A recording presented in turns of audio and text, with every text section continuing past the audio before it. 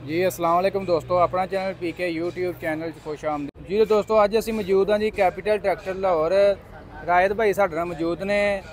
Green tractor scheme का बकायदा आगाज़ हो गया, यानी कि कुरानदाजी हो गई है। मजीद डिटेल तुहाडे नाल शेयर करते हैं। काफ़ी दोस्त कह रहे साडा ट्रैक्टर निकल आया, असीं अगों हुण की करना है। जो भी तुहाडे सवाल है उन्होंने जवाब लैन लई असीं रायत भाई को अज आए हैं, इन्हां नाल गलबात करते हैं। अस्सलाम वालेकुम जी। वालेकुम अस्सलाम। रायत भाई की हाल है, ठीक ठाक हो? अल्हम्दुलिल्लाह जनाब, बेहतरीन। माशाल्लाह जी। मैं क्या स्कीम का फिर ऐलान हो गया, कुरानदाजी बड़े कई कह रहे जी खत्म हो गई, कैंसल हो गई। नहीं जी, कुरानदाजी अज हो गई है जी। अज 11 बजे सवेरे शुरू की थी इन्होंने। कुरानदाजी मुकम्मल हो गई है। मेरी तरफों सब तो पहले तो हर उस बंदे को मुबारकबाद के जिहदा नां निकलिया स्कीम दे विच, ते अज वो कुरानदाजी उन्हें पूरे तरीके नाल 100% कर दी है। Very good. अच्छा रायत भाई, हुण अगला प्रोसीजर दसो। हुण किहड़े ज़मींदार ट्रैक्टर निकल आया, अगों हुण उहनूं की मरहला है, उहदे वास्ते की प्रोसीजर है उहदे? जी ਉਹਦਾ ਪਹਿਲਾ ਪ੍ਰੋਸੀਜਰ ਤੇ ਇਹ ਹੈਗਾ ਕਿ ਚੈੱਕ ਕਰਨਾ ਤੁਸੀਂ ਕਿ ਤੁਹਾਡਾ ਟਰੈਕਟਰ ਨਿਕਲਿਆ ਹੈ ਕਿ ਨਹੀਂ।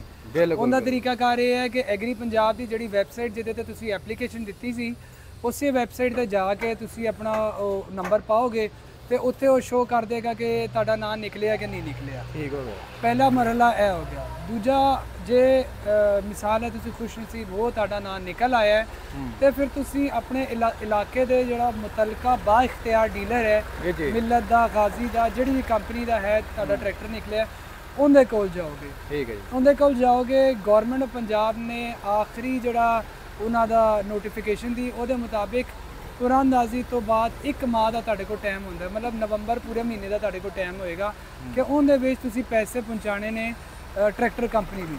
ਅੱਛਾ, ਇਹਦੇ ਵਿੱਚ ਮੈਂ ਤੁਹਾਨੂੰ ਦੱਸਦੇ ਹਾਂ ਬਹੁਤ ਸਾਰਾ ਫਰਾਡ ਵੀ ਹੋਣਾ ਹੈ।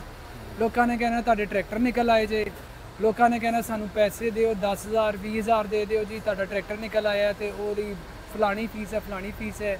ਉਹਦੇ ਇਲਾਵਾ ਲੋਕਾਂ ਨੇ ਕਹਿਣਾ ਜੀ ਇਹ ਨਕਦ ਪੈਸੇ ਲੈ ਆਓ ਜੀ ਬਕਾਇਆ, ਤੇ 10 ਲੱਖ ਸਬਸਿਡੀ ਵਾਲਾ ਟਰੈਕਟਰ ਲੈ ਜਾਓ।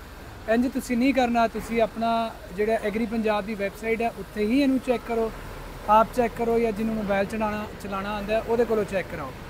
ਦੂਜਾ, ਜਿਹੜਾ ਟਰੈਕਟਰ ਤੁਸੀਂ ਤੁਹਾਡਾ ਨਿਕਲ ਆਇਆ ਮਿਸਾਲ ਹੈ, ਤੇ ਬਾ ਇਖਤਿਆਰ ਡੀਲਰ ਕੋਲ ਜਾਓ, ਕਿਸੇ ਆਮ ਡੀਲਰ ਕੋਲ ਨਾ ਜਾਓ ਜਿਹੜਾ ਟਰੈਕਟਰ ਦਾ ਤੁਹਾਡੇ ਇਲਾਕੇ 'ਚ ਹੈ। ਤੀਜਾ, ਉਹਨੂੰ ਵੀ ਤੁਸੀਂ ਨਕਦ ਪੈਸੇ ਨਹੀਂ ਦੇਣੇ। ਜਿਵੇਂ ਮਿਲਰ ਟਰੈਕਟਰ ਦਾ ਤੁਹਾਡਾ ਟਰੈਕਟਰ ਨਿਕਲਿਆ ਹੈ, ਤੇ ਮਿਲਰ ਟਰੈਕਟਰ ਲਿਮਿਟਿਡ ਲਾਹੌਰ ਦੇ ਨਾਂ ਦਾ ਤੁਸੀਂ ਡਿਮਾਂਡ ਡਰਾਫਟ ਬਣਾਓਗੇ। ਮਿਸਾਲ ਹੈ 85 ਨਿਕਲ ਆਇਆ, 37,07,000 ਦਾ ਟਰੈਕਟਰ ਹੈ, ਤੇ ਉਹ 27,07,000 ਰੁਪਏ ਦਾ ਹੋ ਜਾਏਗਾ ਟਰੈਕਟਰ। ਤੇ 27,07,000 ਰੁਪਏ ਦੀ ਤੁਸੀਂ ਡਿਮਾਂਡ ਡਰਾਫਟ ਬਣਾਓਗੇ ਤੇ ਦਿਓਗੇ ਆਪਣਾ ਮਿਲਰ ਟਰੈਕਟਰ ਦੇ ਨਾਮ ਦਾ। ਮਿਲਰ ਟਰੈਕਟਰ ਲਾਹੌਰ ਦੇ ਨਾਂ ਦਾ ਡਿਮਾਂਡ ਡਰਾਫਟ ਬਣਾਓਗੇ ਤੇ ਉਹ ਡੀਲਰ ਨੂੰ ਦਿਓਗੇ ਤਾਂ ਕਿ ਤੁਹਾਡੇ ਪੈਸੇ ਕਿਸੇ ਬੰਦੇ ਨੂੰ ਨਾ ਪਹੁੰਚਣ, ਡਾਇਰੈਕਟ ਕੰਪਨੀ ਨੂੰ ਪਹੁੰਚਣ। ठीक हो गया। अच्छा रायत भाई, कई हूँ दोस्त तकरीबन कह रहे सुबह 10 बजे 11 बजे कुरानदाजी हो गई जी बिल्कुल। कई दोस्त हूँ वैबसाइट ओपन कर रहे हैं, ओपन नहीं हो रही, बार बार फोन कर रहे हैं जी वैबसाइट नहीं ओपन हो रही जी। ਉਹਦੇ ਉਹਨਾਂ ਵਾਸਤੇ ਮੈਂ ਇਹੀ ਕਹਾਂਗਾ ਥੋੜਾ ਜਿਹਾ ਜਿੱਥੇ ਇੰਨਾ ਸਬਰ ਕੀਤਾ ਥੋੜਾ ਹੋਰ ਕਰੋ, ਕਿਉਂਕਿ ਵੈਬਸਾਈਟ ਤੇ ਲਿਸਟਾਂ ਉਹ ਅਪਲੋਡ ਕਰ ਰਹੇ ਨੇ। ਉਹਨਾਂ ਵੈਬਸਾਈਟ ਫਿਲਹਾਲ ਬੰਦ ਕੀਤੀ ਹੈ, ਡਾਊਨ ਕੀਤੀ ਹੈ, ਕਿਉਂਕਿ ਉਹ ਲਿਸਟ ਵਗੈਰਾ ਹਰ ਸ਼ੇ ਅਪਲੋਡ ਕਰ ਲੈਣਗੇ ਤੇ ਉਹਦੇ ਬਾਅਦ ਤੁਸੀਂ ਉਹਨੂੰ ਵੇਖ ਸਕੋਗੇ। ਕੋਸ਼ਿਸ਼ ਕਰੋ ਅੱਜ ਦਾ ਦਿਨ ਛੱਡ ਦਿਓ, ਕਿਉਂਕਿ ਹਰ ਬੰਦੇ ਨੇ ਵੈਬਸਾਈਟ ਖੋਲ੍ਹਣੀ ਹੈ, ਉਂਝ ਵੀ ਬਾਅਦ ਡਾਊਨ ਹੋ ਜਾਏਗੀ। ਕੱਲ ਸਵੇਰੇ ਉੱਠ ਕੇ ਇੱਕ ਵਾਰੀ ਚੈੱਕ ਕਰ ਲਓ, ਜਾਂ ਕੱਲ ਸ਼ਾਮ ਨੂੰ ਚੈੱਕ ਕਰ ਲਓ, ਵੈਬਸਾਈਟ ਚੱਲ ਪਏਗੀ ਤੇ ਪਤਾ ਲੱਗ ਜਾਏਗਾ। ਕਿਉਂਕਿ ਜਿਹੜੀ ਵੀ ਕਾਰਵਾਈ ਸ਼ੁਰੂ ਹੋਣੀ ਹੈ ਬੈਂਕ ਨਾਲ ਕਾਰਵਾਈ ਹੈ, ਹੋਣੀ ਹੈ ਪੀਰ ਨੂੰ ਹੀ ਹੈ। ਤੇ ਤੁਸੀਂ ਤੁਹਾਡੇ ਕੋਲ ਪੀਰ ਤੱਕ ਟਾਈਮ ਹੈ, ਹਫਤੇ ਜਾਂ ਐਤਵਾਰ ਨੂੰ ਆਰਾਮ ਨਾਲ ਚੈੱਕ ਕਰ ਲਓ। ठीक हो गया जी। अच्छा रायत भाई, कई बंदे ना कहते सानू मैसेज आना है, कि कईयां ਨੂੰ ਕਹਿੰਦੇ ਮੈਸੇਜ ਨਹੀਂ ਆਇਆ, ਸਾਡਾ ਮਤਲਬ ਨਾਮ ਨਹੀਂ ਆਇਆ। ਕਿਸੇ ਨੂੰ ਵੀ ਫਿਲਹਾਲ ਮੈਸੇਜ ਨਹੀਂ ਆਇਆ ਜੀ ਜੀ। ਫਿਲਹਾਲ ਤਾਂ ਕਿਸੇ ਨੂੰ ਵੀ ਮੈਸੇਜ ਨਹੀਂ ਆਇਆ। ਤੇ ਜੇ ਮੈਸੇਜ ਆਂਦਾ ਵੀ ਹੈ ਤੇ ਇੱਕ ਬੰਦੇ ਨੂੰ ਮੈਸੇਜ ਆਇਆ, ਦੂਜੇ ਨੂੰ ਨਹੀਂ ਆਇਆ, ਤੇ ਘਬਰਾਉਣ ਦੀ ਕੋਈ ਲੋੜ ਨਹੀਂ। ਮੈਸੇਜ ਹਤਮੀ ਫੈਸਲਾ ਨਹੀਂ ਹੈ। ਤੁਸੀਂ ਵੈਬਸਾਈਟ ਤੇ ਜਾਓ, ਉਹਦੇ ਲਿਸਟ 'ਚ ਤੁਹਾਡਾ ਨਾਂ ਆਇਆ ਹੈ ਤਾਂ ਉਹ ਹਤਮੀ ਫੈਸਲਾ ਹੈ, ਉਹ ਅਸਲ ਫੈਸਲਾ ਹੈ ਕਿ ਤੁਹਾਡਾ ਨਾਂ ਨਿਕਲਿਆ ਨਹੀਂ।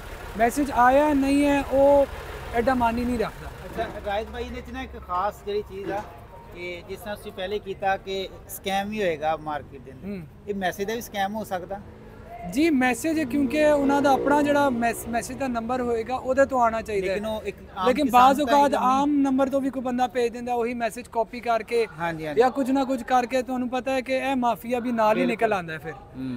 ਤੇ ਉਹਨਾਂ ਦੇ ਉੱਪਰ ਯਕੀਨ ਨਹੀਂ ਉਹਨਾਂ ਦੇ ਉੱਤੇ ਤੁਸੀਂ ਯਕੀਨ ਨਹੀਂ ਕਰਨਾ। ਤੁਸੀਂ ਐਗਰੀ ਪੰਜਾਬ ਦੀ ਵੈਬਸਾਈਟ ਤੇ ਹੀ ਜਾਣਾ ਹੈ, ਮੈਸੇਜ ਨੂੰ ਛੱਡੋ ਤੁਸੀਂ। ਉਹਦੇ ਤੇ ਆਪਣਾ ਐਪਲੀਕੇਸ਼ਨ ਨੰਬਰ ਪਾਓ, ਉੱਥੇ ਵੇਖੋ। ਉੱਥੇ ਵੇਖਣ ਤੋਂ ਬਾਅਦ ਹੀ ਆਪਣੇ ਬਾਖਤਿਆਰ ਡੀਲਰ ਦੇ ਕੋਲ ਜਾਓ, ਕਿਸੇ ਹੋਰ ਬੰਦੇ ਕੋਲ ਨਹੀਂ। ਸਹੀ ਹੋ ਗਿਆ। ਉਹ ਉੱਥੇ ਚੈੱਕ ਕਰੇਗਾ ਤੇ ਉਹ ਤੁਹਾਨੂੰ ਦੱਸੇਗਾ ਕਿ ਤੁਹਾਡਾ ਟਰੈਕਟਰ ਨਿਕਲਿਆ ਹੈ, ਕਿਵੇਂ ਪ੍ਰੋਸੀਜਰ ਹੈ, ਕਿਵੇਂ ਚੱਲਣਾ ਹੈ। ਸਹੀ ਹੋ ਹੋਰ ਕਿਸੇ ਆਮ ਬੰਦੇ ਕੋਲ ਨਾ ਜਾਓ, ਉਹ ਪੈਸੇ ਜ਼ਾਇਆ ਕਰਨ ਵਾਲੀ ਗੱਲ ਹੈ। ਅੱਛਾ, ਇਹਦੇ 'ਚ ਦੂਸਰੀ ਗੱਲ ਇਹ ਸੀ ਕਿ ਜਿੰਨਾ ਦੋਸਤਾਂ ਦੇ ਨਿਕਲ ਆਂਦੇ ਆ, ਮਤਲਬ ਨਾਮ ਆ ਜਾਂਦਾ, ਕਿੰਨੀ ਦੇਰ ਤੋਂ ਬਾਅਦ ਉਹਨਾਂ ਨੂੰ ਟਰੈਕਟਰ ਮਿਲੇਗਾ? ਪਹਿਲੇ ਤਾਂ 1 ਮਹੀਨੇ ਦਾ ਕਿਹਾ ਜਾ ਰਿਹਾ ਸੀ ਜੀ। ਇਹ ਤੇ ਡਿਪੈਂਡ ਕਰਦਾ ਨਾ ਕਿਸ ਕੰਪਨੀ ਦਾ ਕਿੰਨਾ ਟਰੈਕਟਰ ਨਿਕਲੇਗਾ। ਹਾਂਜੀ।